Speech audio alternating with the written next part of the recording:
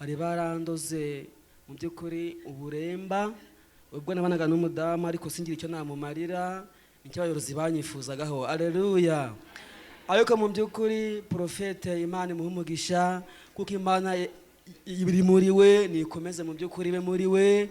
Mu by'ukuri nabonye Imana itameze nk'abantu isezerano igasezera igasohoza. Aleluya. Mu by'ukuri mwabaga bamwe mu bikuru ari mwebwe byabayeho mu bikurure mushime Imana kandi muyikorere muyihamye. Ndayishimye mu by'ukuri yarabikoze ubwo yavugaga muri profeta akavuga ati mu by'ukuri uronga yubaye umugabo nk'abandi ati rije rukora akazi. Aleluya.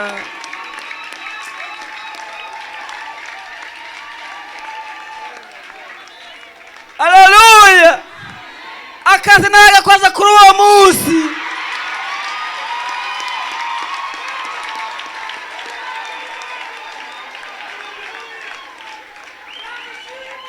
kugeza k'uyu munsi ndacyakora akazi. Gakore mu izina rya Yesu. Ndayishimye cyane kizakora n'ibindi. Imana ivuganye nawe. Mungu amenizungumzia. Ufite umubabaro mwinshi. Una shida sana. Igihe washakana na madamu wawe. Wakati na mke wako. Mbonye umuntu waje afata ishuka. Niliona mtu alikamata shuka yako. Madamu wawe yari yafuze.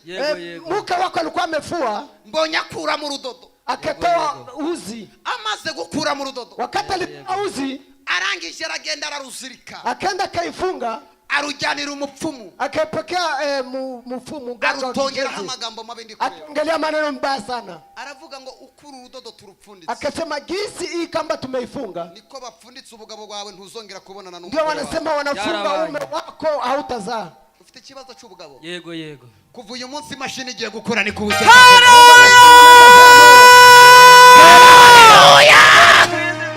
Kuva uyu munsi ugenda ukora akazi Yesu arabikoze. Turakoze Mana. Reka duhereze Yesu Yesu Kristo. Abavuganye n'Imana bahaguruke batere haleluya. Haleluya.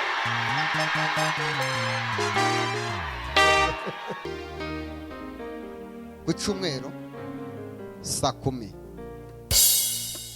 dufite igiterane cy'amasengesho hano. Tuzatangira saa 10 dusoze saa 2 z'ijoro. Ufite umuntu urwaye, ufite umuntu ubabaye, muzane dusenga Imana ibashe kumukuraho ingoyi ya Satani. Haleluya.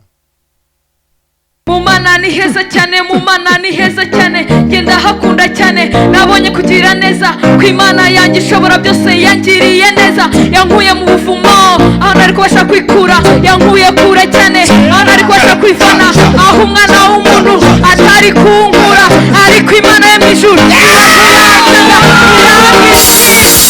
utabaye mwana wanjye ndagukijije, garuka iwanjye.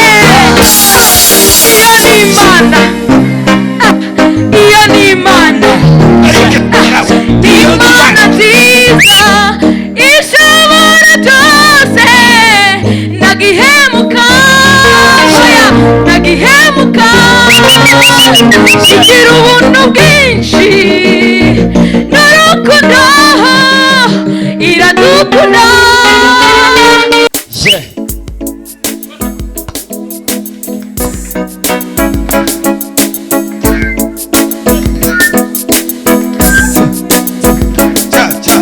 Ni muri Yesu Kristo nashize ibirindiro, muri we namenye ko ariho natunguriwe, yampinduriye kuba umwana w'Imana isumba byose, namuvaho nkajya hepfo ntacyo namubura. Ishimbo nimuniye ibyo bihumuriza, antunganyiriza ameza mu maso y'abanzi banjye, aho nanyura mu gicucu cy'urupfu sinzatinya ikibi cyose kuko ndi kumwe nawe. Adukomere Imana amashyi. Asasa umbasha wena hano shyiramo nimero yawe ya mama ngo hituru Abaye. Shyiramo nimero yawe ya mama ngo